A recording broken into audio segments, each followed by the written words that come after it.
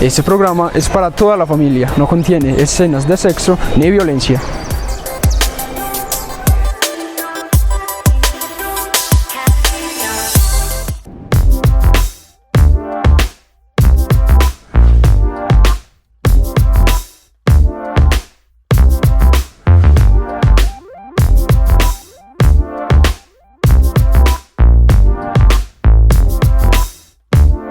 Muy buenas tardes, comunidad de Betania, muchísimas gracias por atender de nuevo a esta invitación que les hacemos desde el Hospital San Antonio de Betania el programa pues que les estamos llevando en convenio con la Asociación Parabólica de Betania, la UPAR, a nuestro programa Perlas Saludables. El día de hoy un tema muy interesante. Vamos a empezar a lo mejor un ciclo de temas sobre salud mental. En el día de hoy tenemos un invitado muy especial, el doctor Juan Carlos Bustamante, quien nos va a acompañar hablándonos sobre el intento de suicidio y el suicidio. Juan Carlos, ¿qué tal si te presentas un poco para la comunidad, sepa quién eres y que te van a estar viendo por acá? Muy bien, mi nombre es Juan Carlos, como ya me presentaste, muy contento de estar primero que nada acá en la comunidad con todos ustedes y compartiendo este espacio tan importante. Soy psicólogo, he trabajado en la parte clínica pues, casi toda mi carrera. Soy especialista en esa parte, soy especialista en seguridad y salud del trabajo. Bueno, básicamente es como eso y todo lo que tiene que ver con atenciones psicosociales por más de 9 años.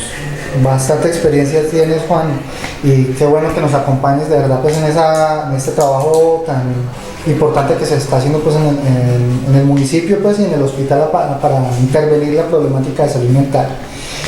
Y efectivamente el tema importante de salud mental que vamos a trabajar hoy, que es el intento de suicidio, y quería hacerte pues como unas preguntas como para ir llevando la temática. Empecemos pues como por definirlo, ¿cierto? Entonces cuéntame Juan Carlos, ¿qué es el suicidio? Bueno, el suicidio como tal es el acto deliberado de una persona en el que termina acabando con su vida. Entonces ahí es donde se consuma, ahí hay un efecto inmediato y es el suicidio, la culminación de la vida por una voluntad propia. Entonces va a estar mucho más como de esa parte, ¿sí? Toda persona que de pronto llega al servicio de urgencias es un intento de suicidio. No, tendría que evaluarse como esa parte, porque dentro de lo que encontramos como el suicidio o intento suicida, vamos a ver como dos variedades importantes. Entonces, lo primero es la intención, ¿sí? Okay. Entonces, cuando hablamos de, por ejemplo, el intento suicida, es una actividad deliberada que va hacia la búsqueda de terminar con su vida. ¿Listo? Entonces, desde ahí viene como el intento suicida.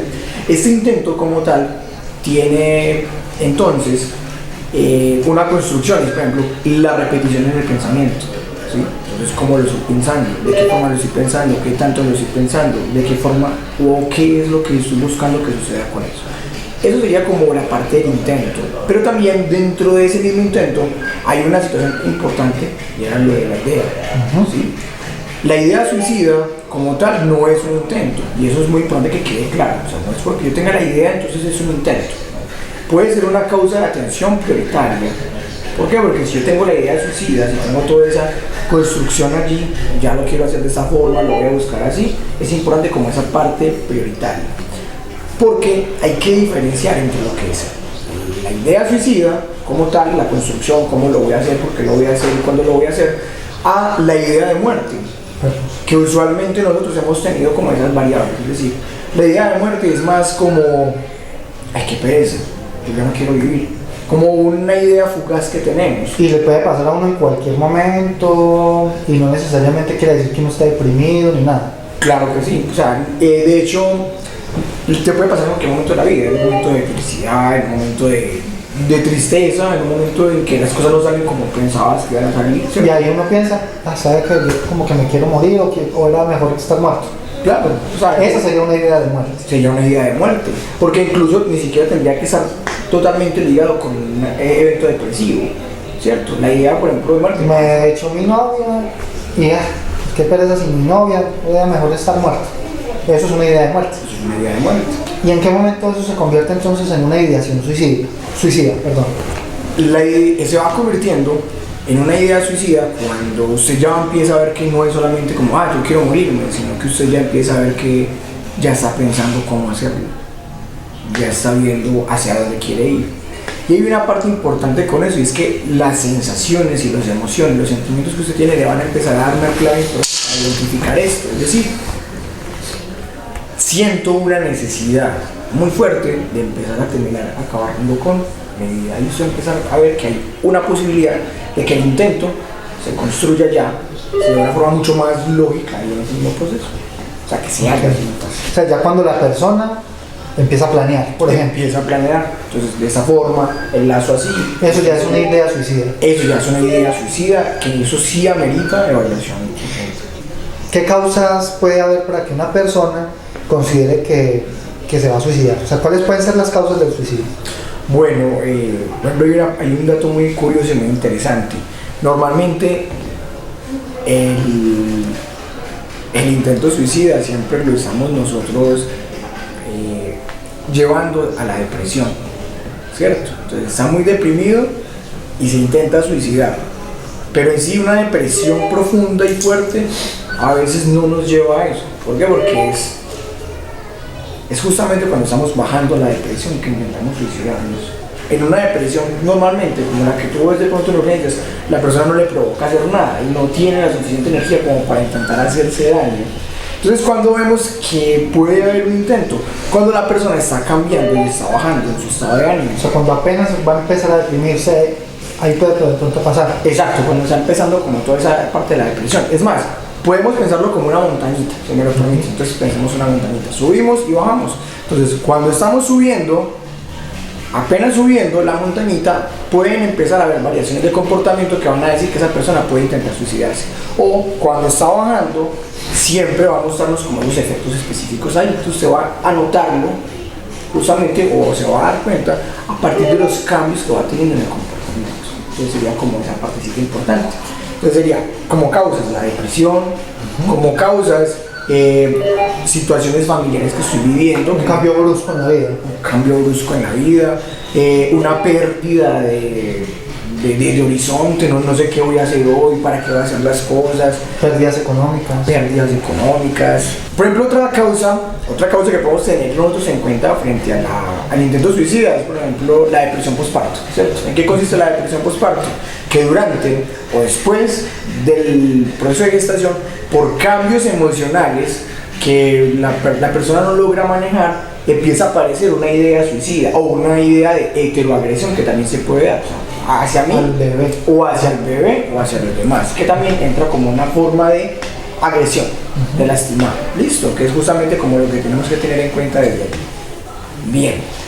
¿Qué más causas? Por ejemplo, a veces encontramos abuelitos y niños que se suicidan. ¿En ellos qué causa puede haber para que un niño o un adulto mayor se quiera suicidar? Bueno, en un adulto mayor, cuando un adulto mayor empieza como ese proceso de decadencia, va a empezar a mostrar ciertos comportamientos depresivos, ¿cierto? Ya no soy capaz de hacer lo mismo, usualmente los hijos se fueron y me dejaron ya solo, entonces mi red de apoyo está muy por debajo, muy por el piso. Usualmente hasta encontramos abuelitos que viven solos y no tienen como la ayuda de los hijos. De hecho, una de las causas, diría yo, que más importantes frente al intento suicida y la situación que estamos hablando ahorita, el tema, es la soledad, ¿sí? Y alguna vez tuve un paciente que me decía, que yo lo veía varias veces en urgencias, en un hospital, y yo lo veía y era muy recurrente. Entonces yo le decía, ¿por qué vienes tanto acá? Pues ¿por qué tanto la intención suicida? Y un día me dijo, es que es la única forma en que mi familia se reúne. Entonces, de ahí empezó a entender que la lógica viene desde esas sensaciones de soledad que tenemos, que vale la pena como aclararlo. Una cosa es estar solo, es decir, yo puedo vivir en una casa solo, sentir que hago las cosas solo y sentirme bien. Pero una sensación de soledad es cuando yo estoy en un lugar lleno de gente y siento que ninguno de los es suficientemente importante ni satisfactorio para que yo me encuentre bien, no tengo una red de apoyo adecuada. Y eso, en forma de ver, es una de las causas más grandes que se encuentran dentro de la intención suicida y los suicidios. Y los niños, los adolescentes, ¿por qué se suicidan los niños y los adolescentes? Porque es que también se suicidan los niños. Eso es otra cosa que nos hemos ido enterando conforme uno va estudiando el tema, que a veces uno no considera. Los niños también se suicidan. Sí, los niños se suicidan, se intentan suicidar. Yo diría que en parte tiene que ver, pero no me malentiendan, con la parte de la crianza. Yo se lo voy a explicar así. A veces, hoy hacía un taller con los muchachos en el colegio y les decía, hay una palabra que a nosotros nos cuesta mucho entender, y es no. Entonces, a veces cuando todo es sí en un proceso de crianza, pues el no me genera unas sensaciones tan fuertes que yo como infante no soy capaz de subsanar, no soy capaz de manejar, y eso termina desbordándome emocionalmente. Eso por un lado. Otra parte importante son los conocimientos o digamos el acceso a dispositivos móviles y a plataformas en las que voy a estar muy vulnerable frente a esa información que yo voy a tener. ¿Por qué? Porque yo no tengo la herramienta, no tengo el desarrollo cognitivo ni el desarrollo emocional para enfrentar los contenidos a los que me voy a ver expuesto. Entonces esas serían como las causas principales que los famosos retos de internet. Los retos, la ballena azul, que bueno, en fin, todos los que ustedes hemos escuchado que se corten o que se asomen en un barranco, cosas por el estilo. Que incluso esos juegos están diseñados de tal forma que van ayudando a que usted llegue a intentar suicidarse. O sea, que se deprima y se vaya deprimiendo hasta que... Como empiezan con cosas tan pequeñas, le van quitando como ese instinto de supervivencia que tenemos nosotros. Entonces cuando usted llega al punto donde ya no le da miedo. Ya no le da miedo, exacto. Ya eso de que me voy a cuidar, no, eso no pasa. Porque están diseñados de una forma en que usted termina venciendo justamente eso. Para continuar, te voy a hacer otras preguntitas pues más adelante. En el momento vamos a irnos a una pauta comercial y seguimos hablando de este tema tan interesante, ¿te parece? Claro que sí.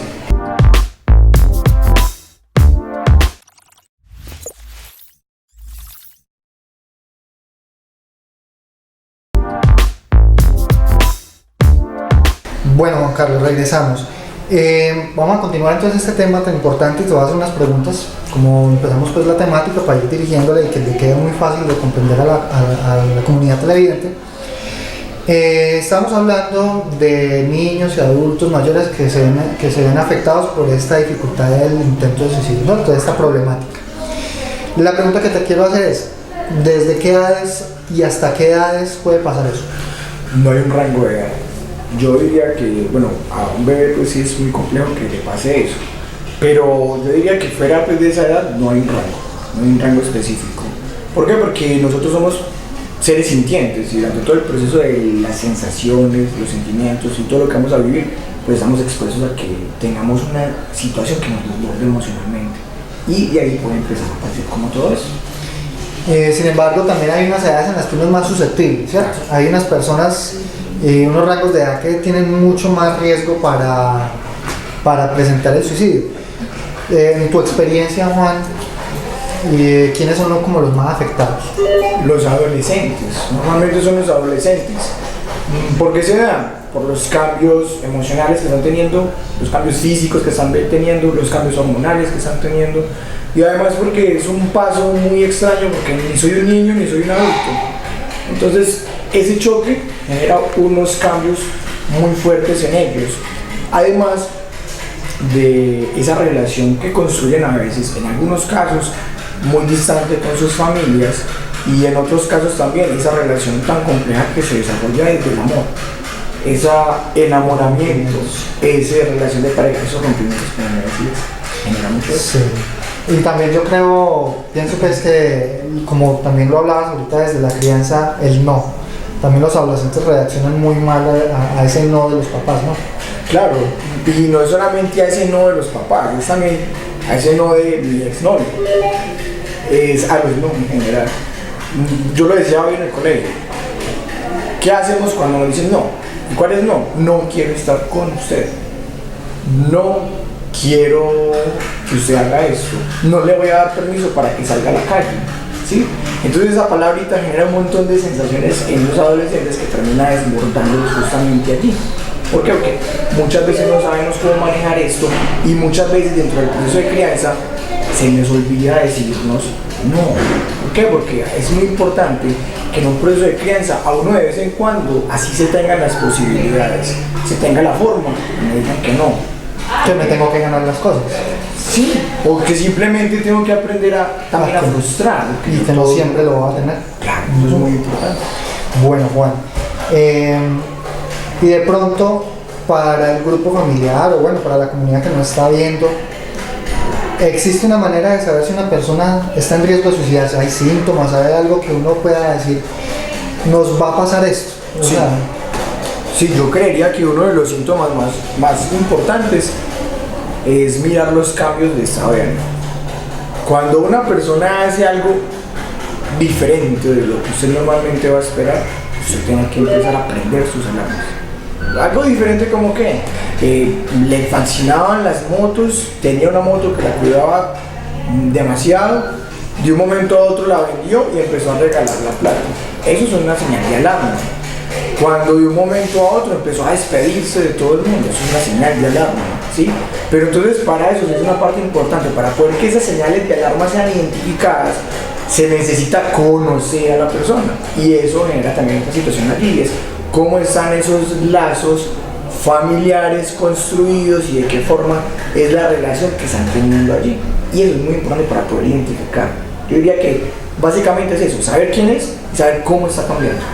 por ejemplo, en los niños más pequeñitos, uno podría detectar algún síntoma en un niño de pronto un poquito más pequeño, como 10, 7 años.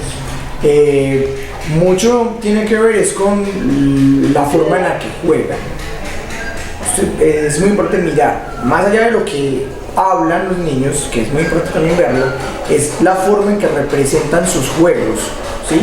Entonces, si el niño constantemente está tomando, no sé, un cuchillo y está agrediendo al muñequito que tiene, o se está agrediendo él, o tiene una fascinación por esas armas y se está lastimando, o empieza a estructurar mucho más la idea, es decir, dentro del lenguaje, cuando el niño le dice, voy a intentar hacerlo así, así, así, ahí usted tiene que prender sus alarmas inmediatamente, e incluso mirar si le están nombrando el tema del suicidio, qué entorno está teniendo, es decir, quién está hablando con ellos, qué tipo ¿De dónde está sacando la información? Claro, eso es muy importante porque así nos damos cuenta que sucede realmente. Bueno, yo pues leía que también un síntoma muy importante es lo del aislamiento. A veces el suicida primero se aísla, o el suicida antes busca a la gente. Pues hombre, normalmente como les decía ahorita, es como la parte del cambio, normalmente es un cambio. A veces es el aislamiento, pero a veces también es la forma en la que yo empiezo a relacionarme nuevamente. O sea, es entenderlo más o menos así. Me voy a ir y es la forma en que yo me despido. Es justamente eso. Empieza a haber una sensación allí muy importante que se relaciona con eso. Hay, por ejemplo, cosas que se relacionan mucho con la idea de suicidio, y son esos mitos que a veces encontramos y entendemos. Por ejemplo, uno que recuerdo acá, un debate muy popular: ¿suicidarse es de valientes o de cobardes? Una pregunta muy interesante, pues. Si usted me pregunta a mí, yo diría que para uno suicidarse hay que tener mucho valor. Pues no cualquiera se quiere chuzar, se quiere hacer daño, ¿cierto? Eso, uno tiene un instinto de conservación, ¿no? Pues ahí hay una parte importante de eso, y es que, por ejemplo, lo que les puedo decir yo desde ahí es que no se puede poner en su terreno. No es ni de valiente ni cobarde. Que eso ahí no cabe. No, eso no entra ahí, ¿cierto? Porque si bien está la valentía, como tú lo decías, de la parte de poder agredirse, porque es luchar contra ese instinto de conservación, también puede haber la otra visión, y es qué cobarde por evitar la situación que está viviendo. Por evitar la vida. Exacto. Pero entonces hay una parte ahí, es que realmente no es ni cobarde ni valiente, es simplemente una persona que está desesperada. Usted va a encontrar que la mayoría de las personas que intentan suicidarse tienen algo ahí, una queja, y es: no quiero vivir esto. O sea, es una parte específica, no es ni siquiera toda la vida, es algo pequeño. Es una evitación muchas veces de algo. De una situación. Y no nada que ver con valor o miedo. Es, por ejemplo, no quiero vivir con mi mamá. no quiero vivir el maltrato que vivo con mi pareja, no quiero vivir esta situación que estoy viviendo, pero es justamente eso. Entonces, ¿qué pasa? Que es una situación de desespero en la que necesitan entonces recibir ayuda y un acompañamiento, sobre todo una escucha muy importante en ese sentido. Entonces, también he escuchado, pues, por ejemplo, y te hago la pregunta, ¿el suicidio es algo súbito, la gente no se da cuenta o los suicidas avisan? Ahora, hay una parte también con los mitos, y es que nos dicen, por ejemplo, el que se suicida, perdón, que se suicida no avisa, o sea, no me dicen nada. Si me está avisando, el que se quiere matar, ese no avisa ni da alarma ni nada, sino que lo hace. Pero entonces lo que les decía ahorita, sí da alarmas. Por ejemplo, cambió el estado de ánimo. Por ejemplo, vendió las cosas. Pues vendió, no sé, le gustaban mucho las cámaras y vendió todas las cámaras y empezó a regalarlo todo. Empezó a dedicarse a tomar últimamente. Cada vez duerme menos, cada vez tiene más problemas de relación con los demás, cada vez tiene más situaciones que se están relacionando y le generan dificultad. O se enoja más, por ejemplo. Es más irascible, que está mucho más relacionado también con la parte de esa parte emocional, del sueño, de lo que no pueden lograr como conciliar con ellos. Listo. Juan, como para entonces, yo tengo por acá una listica de otros mitos que encontré, entonces te los voy a leer y tú me vas a ayudar como a responder el mito, ¿cierto? Ya hablamos del que se suicida no avisa, ese era uno de los que tenemos acá, por ejemplo. Y hay uno muy interesante que me parece muy importante, y es, por ejemplo, esto que estamos haciendo nosotros acá, hablar de suicidio hacia las personas, hacia los jóvenes, los adolescentes, los niños. ¿Eso puede fomentar que la gente se suicide? No, de hecho es un mito y es un tabú que tenemos. O sea, el hablar del suicidio antes permite que las personas digan, ve, eso pasa. Entiendo que sucede por unas causas como las que hablamos ahorita. Y también es el mensaje que es importante, y es que tiene estrategias y formas de que no suceda, de poder solucionar, de no llegar hasta allá.